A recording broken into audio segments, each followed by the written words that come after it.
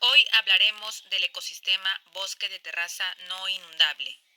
Población: 1.037.055 habitantes. Ucayali: 621.084 habitantes. San Martín: 933.495 habitantes.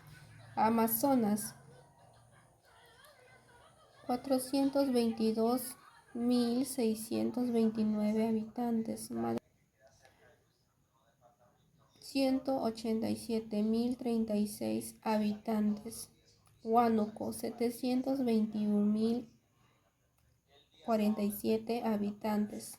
Pasco: 271.950 habitantes. Junín: 1.246.038 habitantes.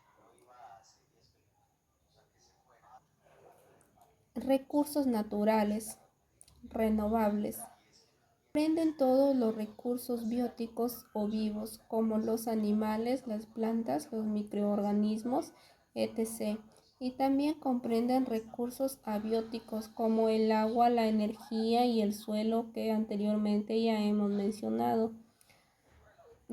No renovables: el oro se encuentra al sureste del departamento de Madre de Dios, donde lamentablemente se realiza la minería ilegal. Lotes de petróleo y potencial minero no metálicos, como la arena y la arcilla, encontramos en Loreto. Seguimos con las actividades que desarrollan en la zona de la influencia del ecosistema bosque de terraza no inundable.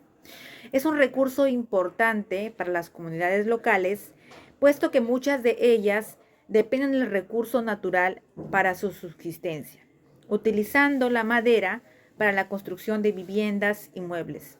Asimismo, recolectan frutos silvestres y plantas medicinales y cazando animales para la alimentación y el comercio. También tiene un valor económico importante por la madera y otros recursos forestales, ya que son explotados comercialmente por las empresas madereras y otras industrias, generando ingresos para la economía local y nacional. También tiene ecoturismo, que cuenta con un potencial ecoturísticos por su belleza escénica y se encuentra en la zona del amortiguamiento de la Reserva Nacional de Tambo-Pata y el Parque Nacional de Bahuaja-Sonene. Asimismo, posee una alta diversidad biológica. En conclusiones, el bosque de terraza no inundable de la selva tropical del Perú es uno de los ecosistemas más diversos del mundo, con una cantidad de especies únicas de flora y fauna, que no se encuentran en ningún otro lugar del planeta.